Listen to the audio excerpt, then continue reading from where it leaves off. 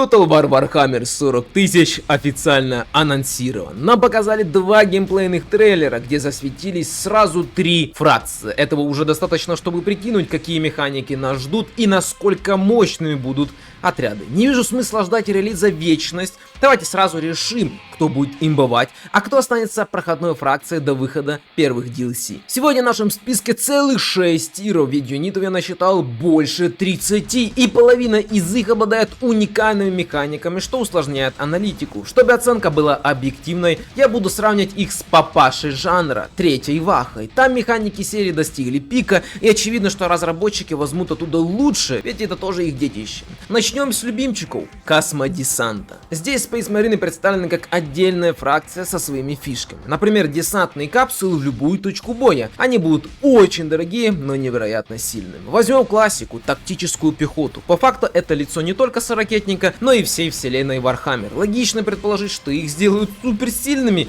Хотя даже по лору это идеальные стрелки и бойцы ближнего боя в тяжелой броне. Если пытаться найти что-то похожее в третьей вахе, то это сестры Авелорна на стероидах. Да, ради баланса им наверняка подрежут статы на старте и сделают отряды малочисленными, но технологии это скорее всего исправят. Но вот что самое интересное, тактикалы смогут менять оружие прямо под условия боя и конкретного врага, чего никогда не было в этом жанре. Учитывая, что скорее всего это юнитом 2-3 тира из 5. В серии Total War аналогов такой имбе ну просто не существует, и это еще не финал. Нам показали разные расцветки доспехов. Кто-то подумает, что это просто обычный фан-сервис для любителей настолки, но на самом деле цвет сорокетника напрямую влияет на геймплей. Например, те же ультрамарины, всем известно, славятся железной дисциплиной и способностью быстро ее восстанавливать, а вот кровавые ангелы, это, ну, конечно, не они, но могут быть их наследниками. Так вот, это совсем другая история. Бешеная жажда крови, огромный урон в ближнем бою, но при этом риск впасть в буйство и потерять контроль. Это очень напоминает механику меток богов хаоса из третьей вахи, только в рамках одной фракции. И если вы думаете, что разработчики упустят шанс продать вам каждый легион отдельно, с уникальным пассивом, вы точно не знаете, с кем имеете дело. Это же саламандры с регенерацией, это же очевидно. В итоге мы получаем универсальную пехоту, доступную уже на ранних этапах, которая сильна в любой ситуации, обладает уникальными бонусами орденов и жирными бустами от технологий. Это однозначно заявка на имбу S-тир. Говоря о тактикалах, нельзя забывать про капитана. По сути, это тот же космодесантник, но с колоссальным опытом, что автоматически делает его лордом или героем. Для серии Total War это, ну, классика, но на его оценку влияет слишком много факторов, там, в тактикальной карте и так далее. Поэтому скажу только одно. Капитаны наверняка будут слабее обычной пехоты в плане, ну, как минимум гибкость. Мы не сможем выдавать им абсолютно любую пушку, что лишает их универсальности. Тем не менее, это все еще лидер космодесанта, а значит, мощь от него веет за версту. A-тир. Также нам засветили именного капитана Макиэля Фабиана. Очевидно, он станет легендарным лордом, и это круто, но я все равно сомневаюсь, что он в одиночку сломает игру. Но статус капитана обязывает, так что тоже в A-тир. Кстати, про еще одного героя. Капеллан. Нам мельком показали их концепт-арты, и прям много сказать про их я не могу, но они сильны в ближнем бою, это 100%, плюс будут давать восстановление потерь на тактической карте, что тоже очень сильно и востребовано в серии Total War. Короче, это будет явно must-have слоты в любой армии космодесантника. Капеллан точно S-тир. Теперь оба сотника, штурмовые десантники. Во всей красе их нам, к сожалению, не показали, но мы их видим на карте в виде иконки цепного меча. Это марины на прыжковых ранцах для ударов по тылам. Казалось бы, очередная имба, но не все так однозначно. Во-первых, у них нет такого разнообразия в оружии. Обычно это меч и плазма, либо силовые когти. Выглядит это пресновато, но им дали абсолютно новую для Total War механику — ранцевый наскок. Кажется очевидно и базово, но раньше у нас были только летуны. Юнит или в воздухе, или на земле, туда-сюда спускается. Здесь же мы видим прыжок по дуге, что практически равносильно телепортации. В Total War всегда доминировали стрелки, но с введением штурмовиков мета может измениться. Ведь теперь ближники способны мгновенно связать стрелков боем, и все, изи законтрили, но не тут-то было. На сцену выходит Лэнд Рейдер, БТР космодесантнику. Он отлично поливает и всех стволов, быстро движется и, что самое важное, работает как транспорт. Это еще одна уникальная механика, которой мы никогда не видели в серии. Вы спросите, и как же БТР поможет против прыжковых ранцев? Все просто. Когда ассолтники идут на взлет, чтобы накрыть тактикалу, те просто быстро запрыгивают в лендрейдер и избегают контакта. Это делает стрелков почти любой фракции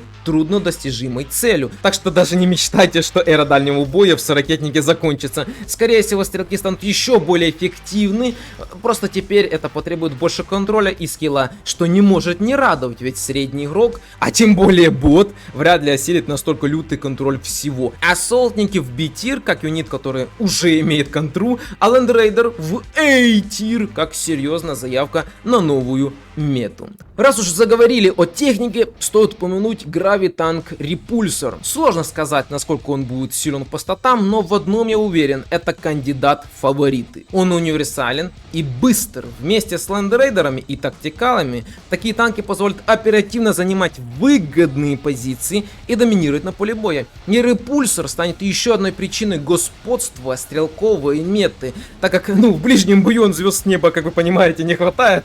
Однозначно стир. Также я заметил транспортник Громовой Ястреб. Казалось бы, это должен быть летающий аналог Лэндрейдера, но, судя по всему, как отдельный юнит он в игре не появится. Вместо этого самолет будет отвечать за ракетный обстрел. Это очень напоминает обилки черных ковчегов у темных эльфов. Мощный удар по площади в любой точке карты. Массовый урон — это всегда круто, но есть нюанс. В отличие от фэнтезийной Вахи, здесь у нас есть БТРы, в которых пехота может просто переждать обстрел, не получив ни царапины. Это сильно бьет по эффективности Ястреба, так что только B-тир. А вот орбитальный луч кастует, явно не труп на троне, а целый ударный крейсер. Космических боев, очевидно, не будет. Я до сих пор поражаюсь людям, которые их ждут. Серьезно? В третьей Вахе даже морских сражений не завезли. Какой космос? Для этого есть другие игры, ребята. Так вот, крейсер выдает удар, который буквально стирает физическую реальность. Это лютая мощь, от которой вряд ли даже спасут эти бронированные перевозчики. Уверенный S-тир. Закрывает наш список элита из элит. Терминаторы. Скорее всего, нам дадут обе версии, штурмовую и стрелковую. Оба варианта умеют телепортироваться прямо в гущу боя, что звучит многообещающе. Но почему эти тяжеловесы меня не впечатляют? Все просто. Зачем нужна дорогущая пехота, которая появится, дай бог, к 50-му ходу? Если можно нанять пачку тактикалов, пару лэндрейдеров и собрать более дешевый и эффективный стек. К моменту, когда выйдет Терминатор, ваши технологии так раскачают обычных маринов, что ценность элиты просто сойдет на нет. Только B-тир. И Дредноут тут, скорее всего, тоже будут разные вариации. Включая Hellfire. Дреды мега сильные, живучие и не боятся ракетного обстрела. Но есть один жирный минус. Это крупная цель. В Total War такие юниты всегда работают как магнит для урона. Укрытия для них не существует, и они всегда будут легкой мишенью для любого антитеха, которого в сорокетника просто завались. Вспомните третью Ваху. Нанимаешь топовое чудище, а его просто ковыряют копейщики или алибардисты, или расстреливают стрелки. Тактикалам же на антипех плевать. Они прыгнули транспорт и уехали, а Дредноут так и останется грушей для впитывания урона. Поэтому тоже только B-тир. Со Space Marine закончили, переходим к...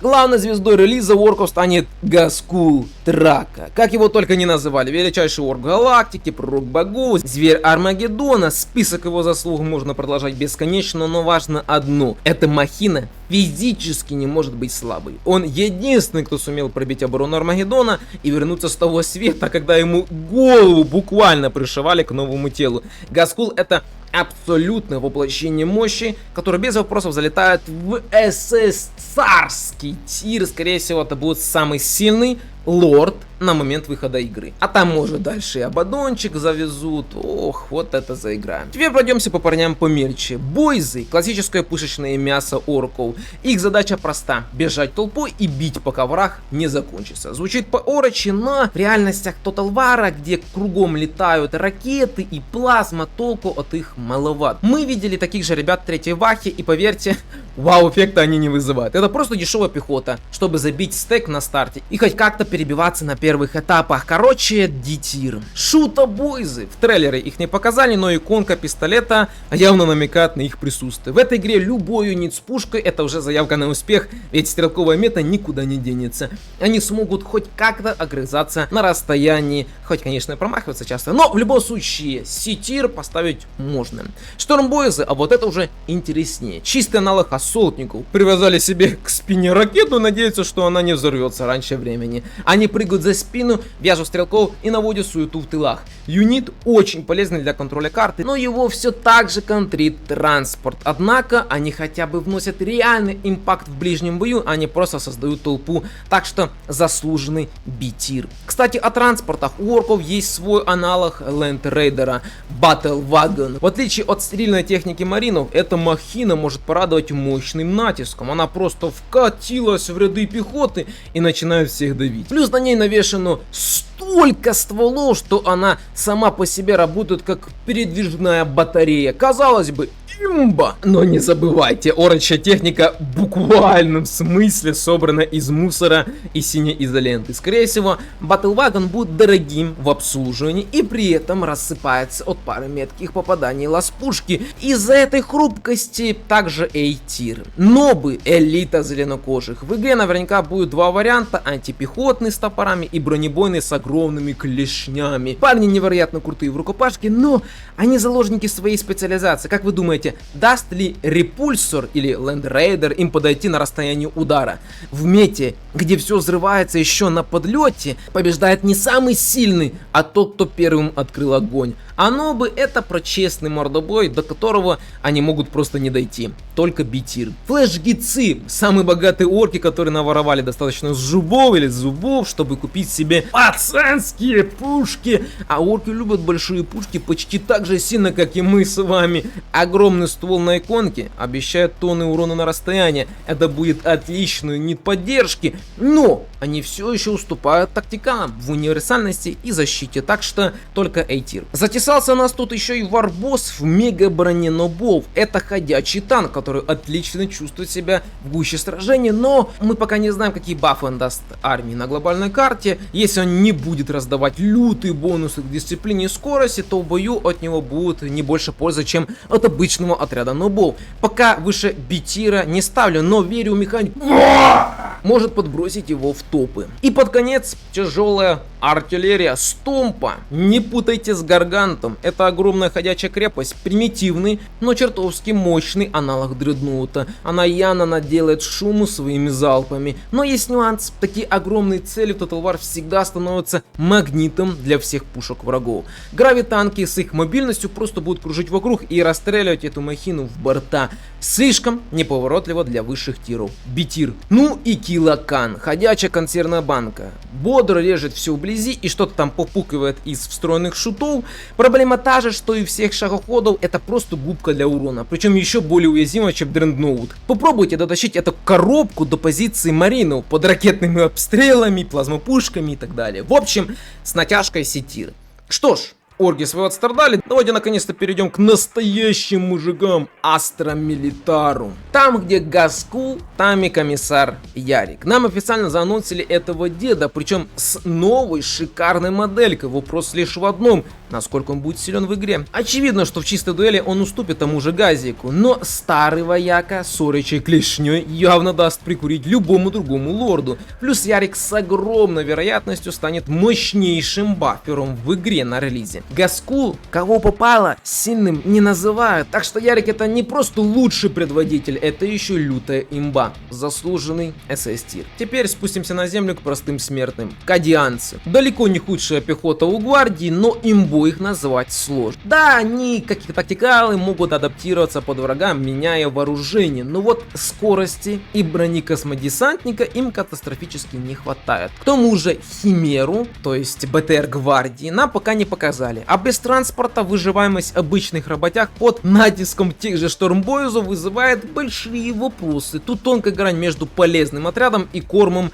для ближников с натяжкой B-тир. Кстати, нам засветили кадианских ветеранов-снайперов, а вот эти парни настоящий эксклюзив. В третьей вахе такого концепта толком и не было никогда. Максимально близкий аналог журавлиные стрелки Катая. Но снайперы-всеракетники это совсем другой уровень. Их будет чертовски сложно обнаружить и убить. А урона они будут носить тонны, выщелкивая вражеских героев и лордов. Главное, не делайте из их думстеки.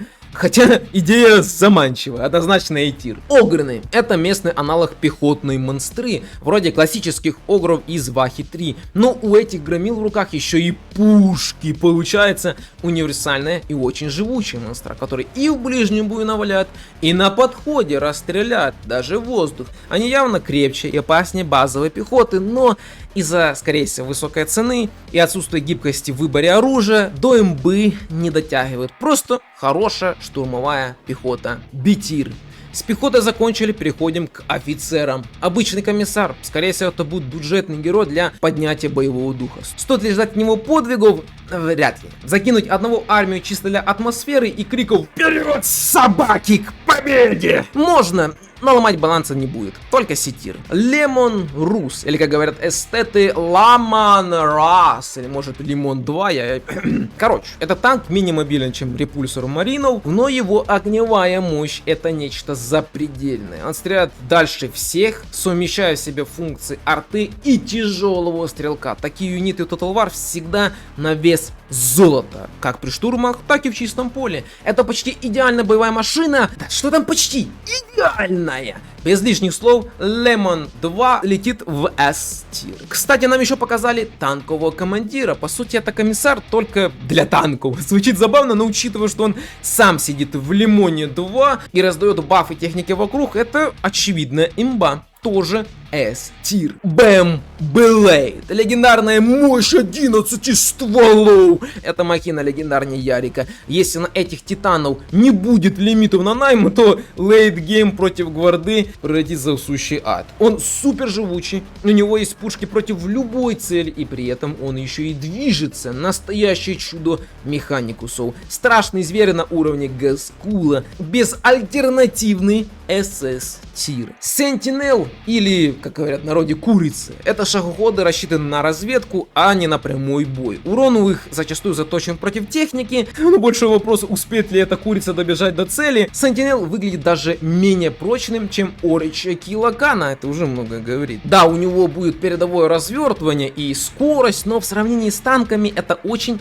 сомнительный выбор для найма в компании. Может, где-то будут флажки захвата, там какой-то доминации, ПВП, но я думаю, на рейзе все-таки будут химеры и захватом займутся кадианцы. Короче, D-тир. И напоследок авиация. Валькирия, как и ястреб Маринов, скорее всего, будет просто обилкой на обстрел. От нее легко уклониться, используя БТРы. Так что B-тир. А вот огромную бомбу на орков у нас скидывает мародер. Интересный бомбардировщик с огромной зоной поражения. До орбитального луча не дотягивается, но на A-тир вполне тянет. С работягами закончились, остались только таинственные эльдары. А таинственные они потому, что их нам просто не показали. Все, что у нас есть, пара артов и крупицы информации. Но за нашими плечами горы лора, так что попробуем оценить их потенциал уже сейчас. Нам вскользь засветили видящую маху, или, как говорят в русском языке, мачу.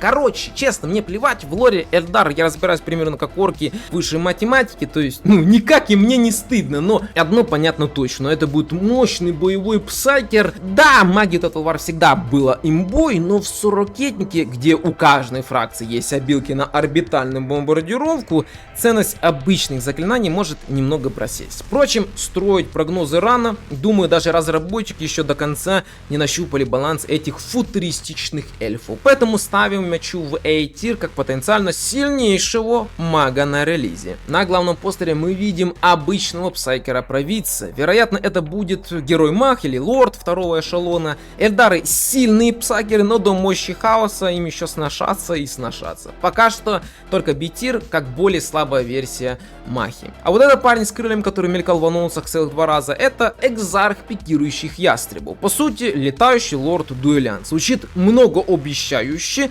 плюс нам обещают, что он будет убер-бойцом, но мы-то знаем цену обещаниям. Пока разработчики ничего не знают, я, соответственно, тоже ничего не знаю. Я влеплю ему A-тир за мобильность, которой Total War ценится всегда очень высоко. Там, где Экзарх, там и обычные ястребы. Это первый полноценный летающий юнит в нашем списке. Они напоминают мне Вестников Ворона у темных эльфов. Летают, стреляют, но живут ровно 15 секунд. В мире сорокетников, где в тебя палит каждый второй куст, авиация рискует стать просто кормом для ПВО. Выглядит сомнительно, но дадим им шанс. Ну, хоть повязать их трудновато будет. Битир. Стражи. Базовая пехота Эльдар. Ничего сверхъестественного. Быстро бегают, бодро стреляют и закидывают врага гранатами. Это обычное мясо для перестрела, которое от ястребов будет отличаться только ценой и отсутствием крыльев. Сетир. Воющие банши. А вот это уже интерес. Чистый ближний бой, без прыжковых ранцев. В обычных условиях их бы расстреляли еще на подходе, но Эльдары чертовски быстры. Плюс у них есть фракционный телепорт. Станут ли они грозой стрелков или просто красиво умрут под залпами тактикалов? Вопрос открытый. Пока поставлю в битир исключительно за крутой визуал.